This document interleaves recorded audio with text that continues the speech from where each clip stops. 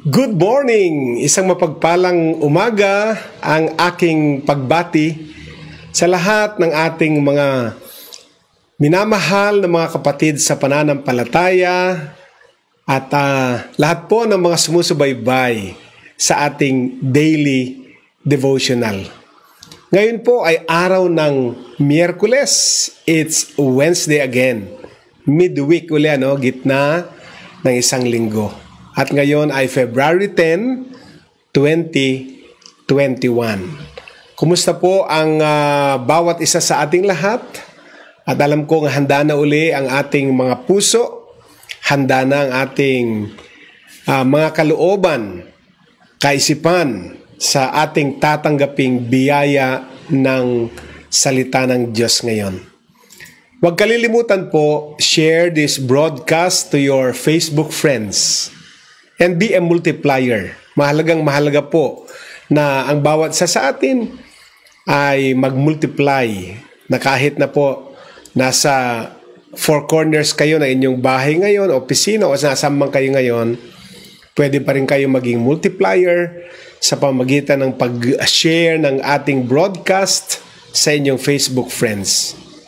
Follow us also in YouTube at JLG Space TV. Yan po ang ating YouTube channel. At huwag kalilimutan po na mag-subscribe at pindutin ang notification bell upang ang mga susunod na mga video uploads ay ma-notify po kayo. Maganda din po ang ating pag-uusapan ngayon. Ang title ng aking topic ay God Never Plays Favorite. Yan po, magandang topic po yan. Wala pong pagtatangi ang Diyos, walang paborito, walang bias ang Diyos, pantay-pantay siya kung magmahal. Ang kanyang pag-ibig ay pantay-pantay para sa lahat ng tao, anuman ang ating lahi, kasarian, kalagayan sa buhay. Ang pag-ibig ng Diyos ay pantay-pantay sa lahat ng tao. So inaanyayahan ko po ang bawat sa inyo na samahan ako sa ating panimulang panalangin.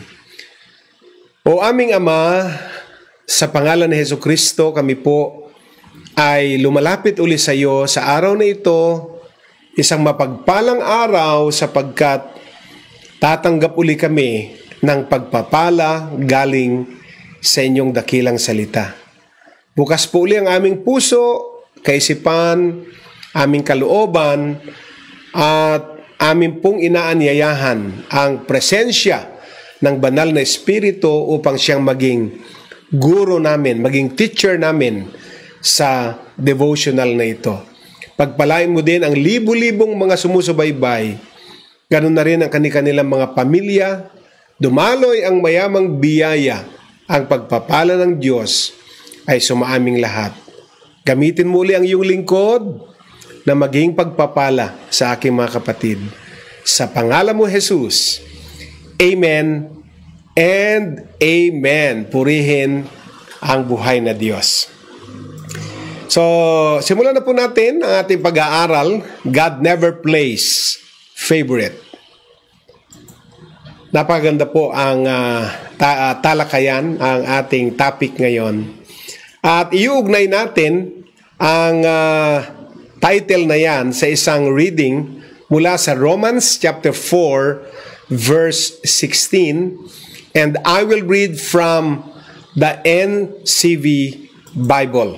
Ito po ang sabi. The promise is not only for those who live under the law of Moses, but for anyone who lives with faith like that of Abraham. Romans 4:16. Ulitin po natin, the promise, ang pangako, is not only for those who live under the law of Moses, but for anyone who lives with faith like that of Abraham. So, malinaw na po. Doon pa lamang po sa Romans 4:16 na binasa natin ay malinaw na ang mga pangako ng Diyos ay hindi lamang ibinigay sa kanila na nasa ilalim ng batas ni Moses, kundi ibinigay sa lahat na nabubuhay sa pananampalataya katulad ng kay Abraham. Yan po ang sabi. So, God doesn't play favorites.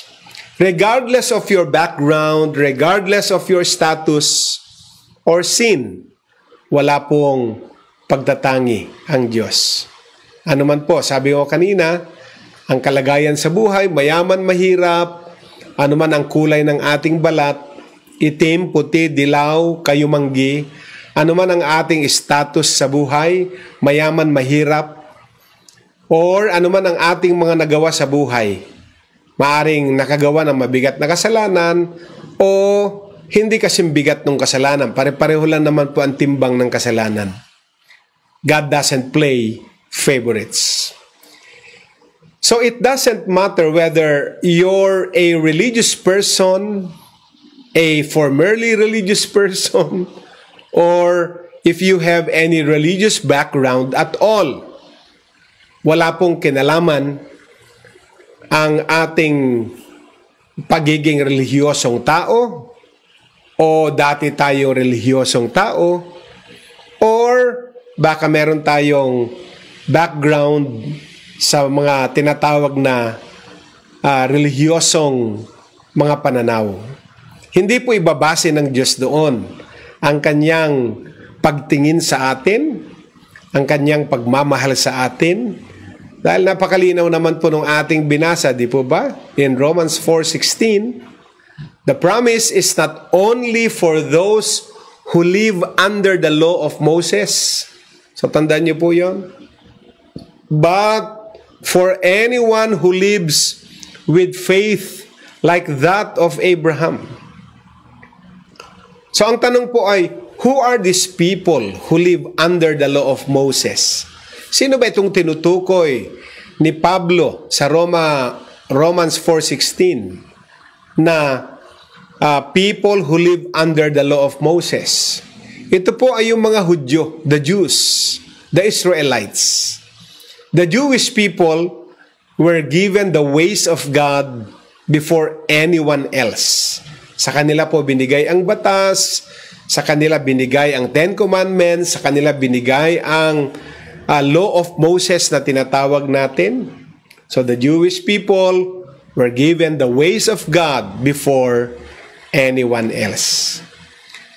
So have you ever thought about why the Jews were called God's chosen people? Napagtanto nyo na ba, naisip nyo ba na bakit sila ay tinawag na God's chosen people ang mga Hudyo? Does God love them more than He loves the rest of us? Yan po ang tanong yan, ho? Sila ba ay iniibig ng Diyos ng higit sa kanyang pag-ibig sa lahat ng tao? No, hindi po. They were chosen for a purpose. Sila po'y tinawag na may layunin ang Diyos para sa kanila. Ano po ang kanilang purpose ng kanilang pagkakapili? To spread the message to everybody. Amen? That there is one true God. Yan po ang mensahe. Hear, O Israel, the Lord our God is one God. So, the Jews were chosen for a purpose. And that is to spread the message to everybody else that there is one true God. His name is Yahweh. Hallelujah. So they were kind of like the missionaries to the rest of us. Tinawag po sila na ang uri ng kanilang pagkakatawag ay parang isang missionary para sa lahat. Now, God has taken the task and given it to the church. Diyan na tayo ngayon kasama. Kinuha niya yung task na yon. Pero I'm not saying na wala ng papel, gagamitin pa rin ng Diyos ang mga Hudyo para gawin ang purpose ng layunin ng kanilang pagkakatawag. Pero ngayon, hindi na lang sila ang naatasan na dalhin ang mabuting balita, ang ebanghelyo ng Diyos sa maraming tao, kundi ibinigay na rin ang task na ito, ang tungkulin na ito sa church, sa ecclesia, which includes everybody who puts their faith in Christ, regardless of their background. So, hindi na lamang po sila, kasama ka na ngayon kapatid, kasama ako. Tayo ay church, kapag tayo po ay mananampalataya, tayo ay naniniwala at ang ating salvation ay kay Kristo. Kasama tayo dyan sa everybody who puts their faith in Christ, regardless of our background. Ano man po ang ating mga background sa buhay. Because God says His salvation is available to anybody else, amen, who opens up his or her faith, o her heart in faith. Ang pagliligtas ng Diyos ay pwede na para sa lahat, para sa kahit kanino na magbubukas ng kanyang puso at manampalataya sa Diyos. Very clear po yan na nakasulat sa Romans 10:13.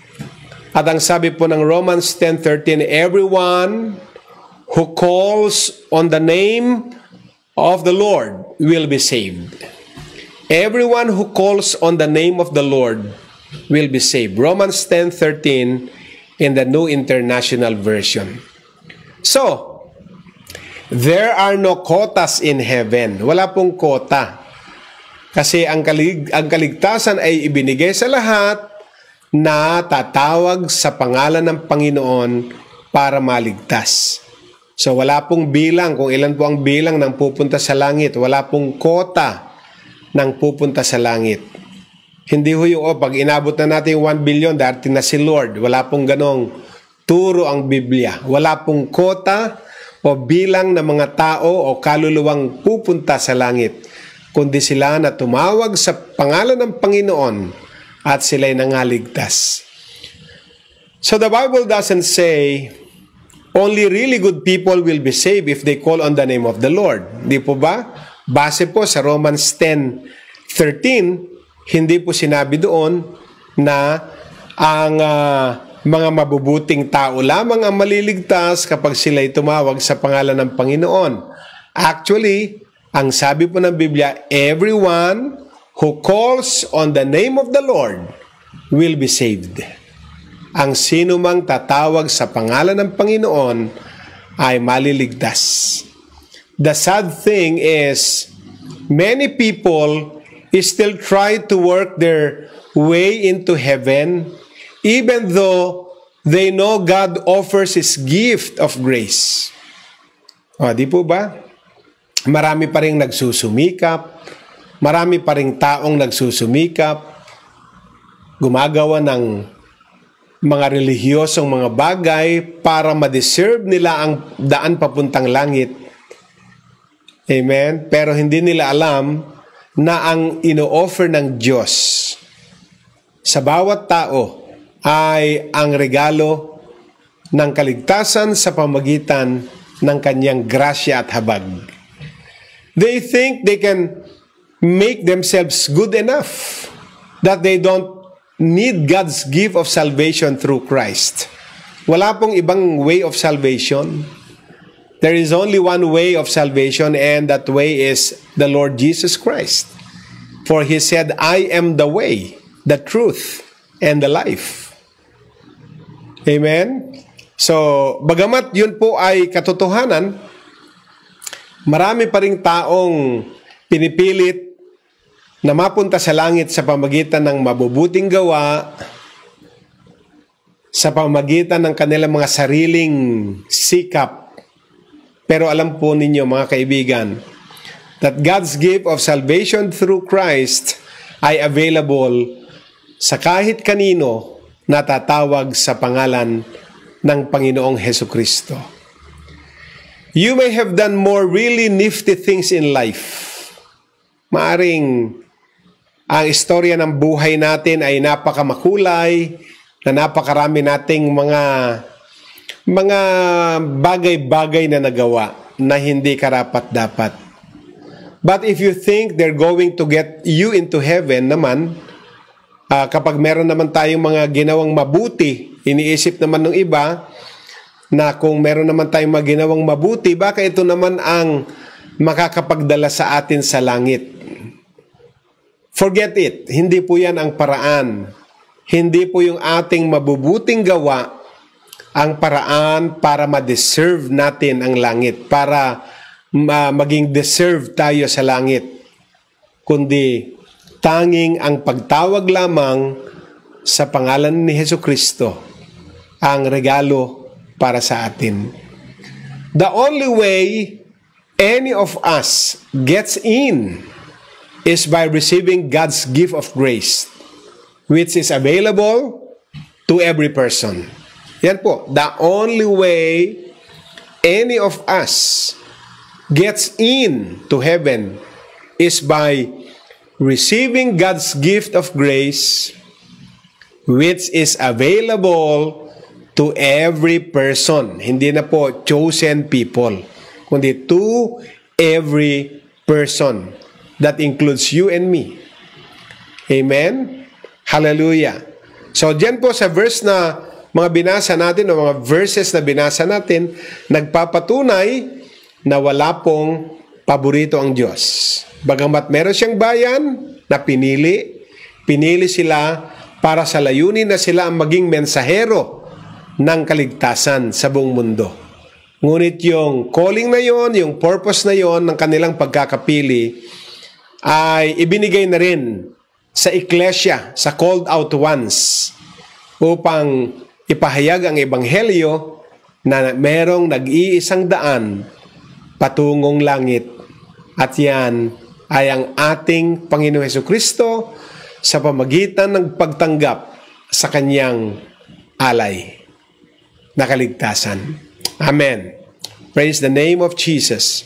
So ngayon po, inaanyayahan ko po ang bawat isa uli na samahan ako sa ating declaration. Sabihin natin, Heavenly Father, I understand that the only way any of us gets into heaven is by receiving your gift of grace, which is available to every person. Thank you, Lord. Amen. One more time. Heavenly Father, I understand that the only way any of us gets into heaven is by receiving your gift of grace, which is available to every person. Thank you, Lord. In Jesus' name, amen and amen. So naunawaan na natin ngayon, maaring naunawaan nyo naman ng matagal ito, pero muling ipinapaalala sa atin na ang tanging daan para tayo ay makapasok sa langit ay ang pagtanggap sa regalo ng grasya na matatagpuan lamang sa Panginoong Hesus at available sa lahat, I repeat, sa lahat ng tao na tatawag sa Kanya. Tayo po'y manalangin. Ito pong ating pangwakas na panalangin. O aming Diyos, salamat po sa pagpapaalala mo na ang kaligtasan ay posible dahil ikaw ang nagbigay ng daan para maligtas kami at maranasan namin ang mayamang mong grasya sa mundong ibabaw. Pagpalain mo po ang aming buhay, pagpalain mo ang aming mga pamilya, pagpalain mo ang lahat ng taong konektado sa amin, at inaasahan namin ang biyaya ay dumaloy ngayon sa aming mga pamilya, ang biyaya ng kaligtasan, biyaya ng pagpapala, biyaya ng pag-iingat, biyaya ng kagalingan ay dumaloy ngayon sa bawat isang inaabot ngayon ng mensaheng ito. Maraming salamat po, pinupuri ka namin at dinadakila ka namin sa tanging pangalan mo, Jesus. Amen and amen. Purihin ang Diyos. Mga minamahal, ito po si Pastor Rene Alog. Mamaya po, 1:00 ang ating Hope Hour. At Miyerkules po ngayon, Huwag kalilimutan ang Hebrews Podcast mamayang alas 7 ng gabi. Kita-kita tayo uli. Devotional uli bukas. Paalam na muna at nag-iiwan ako ng pag-ibig, kapayapaan at kagalakan sa bawat isa. God bless and Shalom!